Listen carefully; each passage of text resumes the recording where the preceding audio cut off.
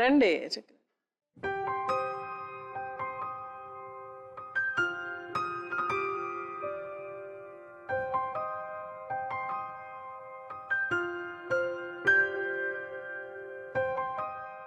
చెప్పండి చక్రవర్తి, మీరు ఒక్కరేనా, మీకు ఇంకా పిల్లలు ఉన్నారమ్మా?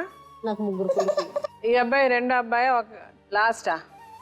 ఫస్ట్ మీరే ఫస్ట్. ఆడపిల్లకాయల కన్నా పెద్దోళ్ళు, తర్వాత అబ్బాయి నాలుగో వాడు.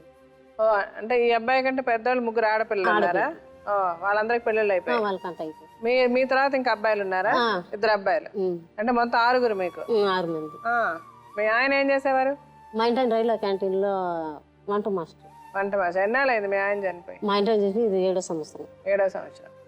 నువ్వేం చదువుకున్నావు చక్రవర్తి? Inter madam. ఇంట్లో చదువుకున్నారు. ఓకే. మీరు ఏం పని చేస్తారు ఇప్పుడు? కూలి పని. కూలి పని.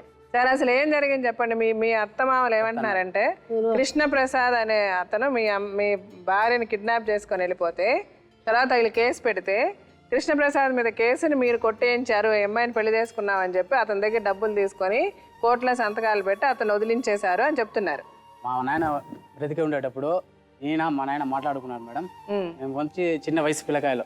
అప్పుడు ఏమన్నారంటే, మా భవానీ నీకు ఇస్తాను, చక్రవర్తి వచ్చి భవానీకి అని వీళ్ళు మాట్లాడుకున్నారు. చిన్నప్పుడు దీపంలో కాలిపోయింది మేడం. చిన్నప్పుడే తెలుసు మేడం, అది తెలుసు. అది కూడా తెలిసే ఇస్తా అన్నారు. వీళ్ళమ్మ వచ్చి వీళ్ళమ్మ ఉంది మా ఇంటి పక్కనే. ఆయనతో వీళ్ళంతా మాట ఎంత అయిపోయింది మేడం.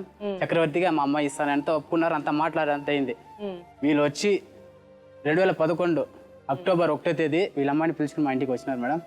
10వ తేదీ నైట్ వచ్చి నేను పెళ్లి చేసుకున్నాను మేడం. అప్పుడు కూడా వీళ్ళు ఏం చెప్పినారంటే, మా అమ్మాయిని నీకే ఇస్తాను, ఇంకెవరికినో నీకే పెళ్లి చేపిస్తానని ఒక సంవత్సరం ముందు చెప్పినారు. ఆ రోజు ఆ మాట చెప్పినారు.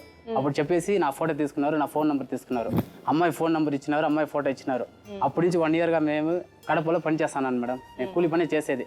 అప్పుడు చేసేటప్పుడు అమ్మాయి నాకు ఫోన్ చేస్తే నేను అమ్మాయికి ఫోన్ చేశాను. అప్పుడే మేము ఒక నెలగా అట్లే లవ్ చేసుకున్నాం మేడం.